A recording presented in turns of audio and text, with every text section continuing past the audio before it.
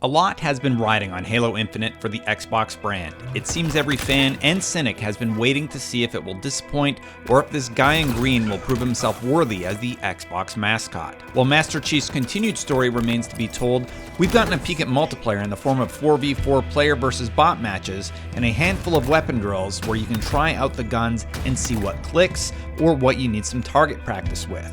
The verdict? While keeping in mind that this is a technical specific preview, where we've only had the opportunity to play on a few maps, I'd say Halo Infinite multiplayer seems to be in tip-top shape and ready to reclaim its place as one of the best multiplayer shooters ever made. I cannot get enough. Booting up the tech preview on my Xbox Series X, the main battlefield on day one starts with the live fire map. It's small with 3 lanes and an underground path through the center for close quarters shotgun kills, grenade spamming, or bank shot kills with the new Heatwave. Bank shot. Weapon choices include the UNSC and Covenant weapons scattered about. Power weapons also spawn on a timer, with favorites like the sniper rifle and skewer spawning in their set locations on the field for players to fight over once they've arrived. There are also power-ups to get right off the bat, like an overshield that steers combat toward each of the aforementioned lanes as players and bots try and get a leg up. I love that these coveted items pop up immediately, as it gives you a strategic choice and offers teams the chance to try and carefully plan out what the most valuable piece of gear is and whether it's worth sending the crew after. For now, I find myself running toward the overshield because, let's be honest, I'll probably need it the most. Most of the weapons feel great. The new pistol and AR combo is the perfect starting set, with the pistol offering powerful mid-range damage with a narrow scope, the AR keeping those bots at bay as you feather the trigger to sustain that damage per second into their robotic brain. This is a great combo. On the other end of the spectrum, the new Commando, aka DMR replacement, initially caught me off guard as woefully underpowered compared to its predecessors. With some dedicated time, I found that holding down the trigger gave you a reasonable time to kill with the weapon. That said, I can do some decent work with my pistol, making the Commando less of a desirable as the go-to gun it seems designed to be. There's also a new Covenant weapon, the Pulse Carbine, which fires burst rounds that track towards the part of the body you're aiming at. It's fun to use, even if it feels a little bit like cheating. The new Heatwave can ricochet off walls and performs like an okay grenade launcher, but not the standout I had expected from the trailer. Personally, I prefer the Bulldog, which acts more like a traditional shotgun paired with the fire rate of Halo 3's Mauler. And of course, the skewer is easy to use if you can aim, but each shot counts as you'll be left vulnerable during its very long reload animation. But it's a one-hit kill, so that's to be expected. Halo Infinite's technical preview gave a glimpse of a very easy to pick up and go experience as you're jumping into it with the default control scheme. The basics are mapped where you'd expect and otherwise easy enough to change.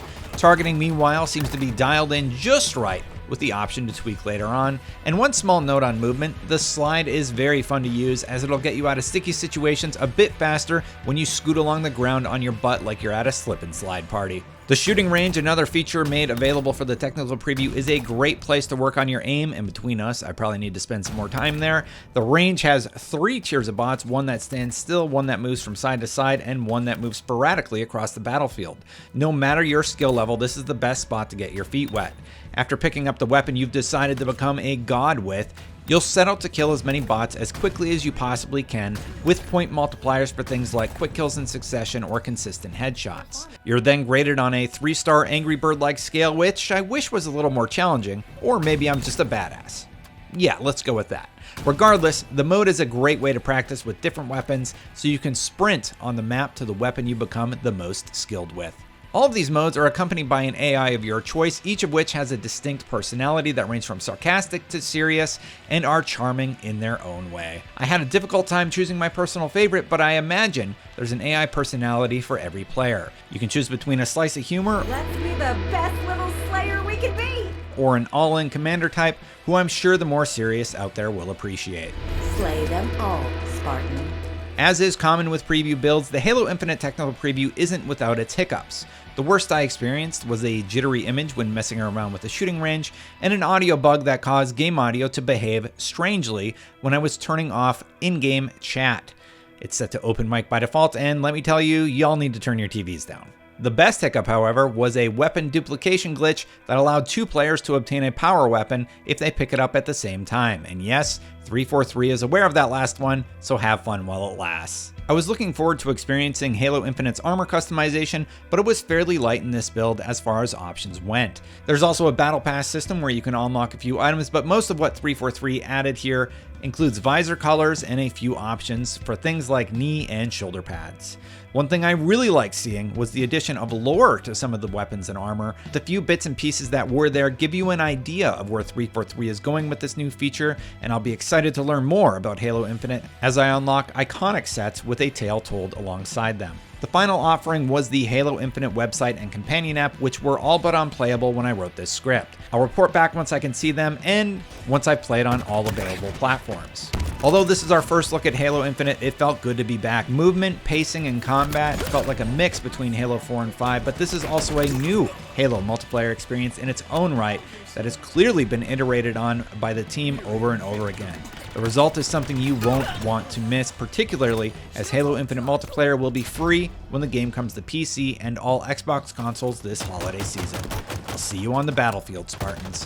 In the meantime, for more on all things Halo, keep it right here at IGN. Hostile potato mash.